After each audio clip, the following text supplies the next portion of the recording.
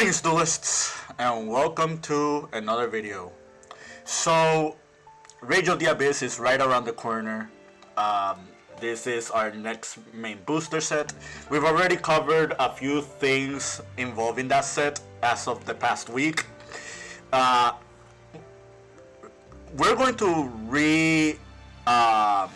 reintroduce, or I rather should say revisit,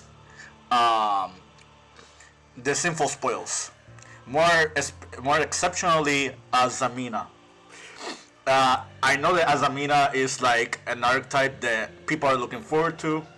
Some more than not. Some people are saying this is going to be the return of Snake Eyes. Some people are bringing up how this could be used in a few other combo strategies. What I'm going to showcase you to guys today is not like combos with Azamina itself or tips or tricks. I think there are other Yugi tubers that are already doing that, and they're doing a very good job at it. The purpose behind this video is talk about a hybrid of Azamina that I haven't seen people cover, and I'm actually kind of surprised and baffled by it, because I think out of all the archetypes that we've had prior to Rage of the Abyss, I think this would be like one of the better ones that would play the Azamina cards. But yeah, without further ado, let's begin. So I'm going to showcase you like part of the combo. You already know this part by now. This is all new. Like, this is all new Azamina stuff that you are already used to. Like, we're sending Sinful Spoils, we're sending this, we're making IP. This could be any link too. You can even go for Fiendsmith combo if you choose that route. We're going to do Sacred Azamina, we're going to send the original Sinful Spoils, and you're going to summon Silvera. Okay, so we're here at this point. So what do you think we're going to add with this original Sinful Spoil Snake Eye? There are people that are using it for the Snake Eye line. There are people who are using it for Fire Kings. Heck, I even seen people even test this on dinosaurs. Because you can tutor the Evil Tsar line with this card. You probably noticed there are 17 face down cards in my banished pile. It will all make sense once you see the next card we're adding with original Sinful Spoils. So the card that we're adding is Rescue Ace Hydrant. So if you are familiar with this, Rescue Ace was the first archetype that really abused the Sinful Spoil engine. It was like the best deck at its time, prior to Phantom Nightmare. Obviously, the battle list shaved off a little bit of what the deck could do, and the deck was a little bit power crept, like right after the release of Snake Eyes Poplar. But that's not to say that Rescue Ace like are obsolete by any means. If anything, I think Rescue Ace could be even stronger now than it was ever before. But yeah, you're probably thinking, well, one hydrant is not gonna do enough, right? Well, that's where the 17 cards come in. The hydrant by itself is probably not that impactful, but if you combine hydrant with any of these cards, like, you could get a lot of devastating results. Like, you can add Impulse, and Impulse just acts as a hand trap on your opponent's turn as interruption. You can grab Preventer, and Preventer just becomes a combo extender. If you have any Rescue Ace card in your graveyard, you can go for the Turbulence line, and Turbulence can just set in a bunch of back row. And I just want you to preface this.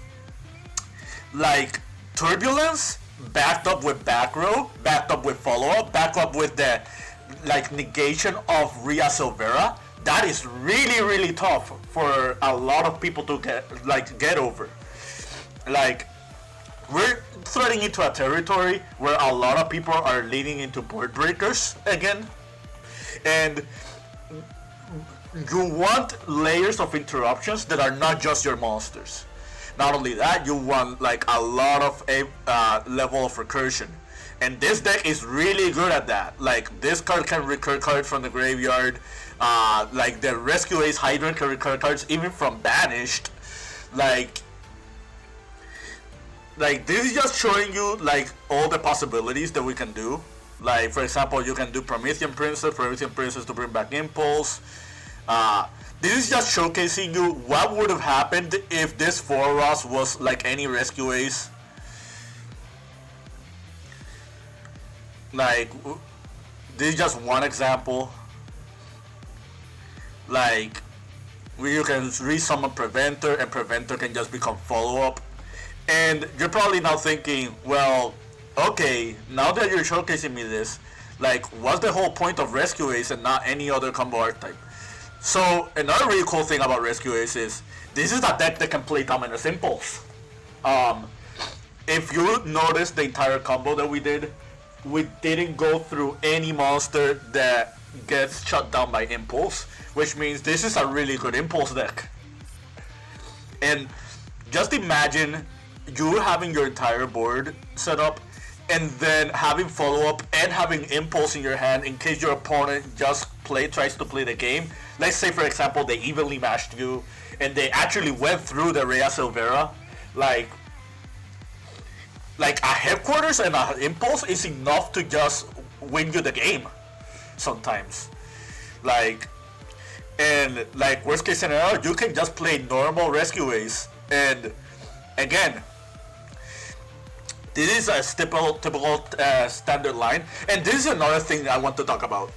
Rescue Ace is another deck that doesn't need to do the extra deck a lot for allocating its resources. Meaning that if your opponent full loss you, they're not going to draw that many cards with full loss. Like, giving your opponent 1 or 2 cards for your typical Rescue Ace setup, that's more than perfectly fine. And in a format where you actually have to design your decks with full loss in mind, I think this is one of the better Azamina decks that we had in a while. There are lines where you can just even give your opponent 1 card with full loss, have your Azamina setup, and end up on the Turbulence play. Again, that solely depends on whatever you start drawing with your Rescue Ace cards, but I digress. But yeah, another thing to talk about is this is also a deck that benefits from full loss. Imagine you full loss your opponent and your full loss draw grabs you Impulse. The Impulse itself can summon you Fire Attacker to draw you even more cards, can summon you Fire Engine in order to tutor the Hydrant, it can summon you Preventer, and Preventer plus another monster can just threaten your opponent's board later in the duel. It can summon you Turbulence, and your opponent has to think about dealing with that Turbulence before next turn. Imagine your opponent have to deal with a Turbulence while on their full loss before your next turn. That's really, really, oppressive. Full loss is a card that, obliges the simplified game state, and Rescue Ace is just a deck that really thrives on that. But yeah, this is all I wanted to cover for today. I feel like Azamina is a very, very popular engine that's going to be splashed into a couple of strategies, but I feel like out of all the strategies that we have out there, I think Rescue Ace is one of the better ones that can really utilize this engine. Feel free to let me know what else you find interesting with Azamina. If you want a deck list of this, if this gets enough likes, maybe 200. Okay, if this video gets at least 200 views, I'll probably post a deck profile of like at least my first iteration of the snake rescue ace Azamina deck.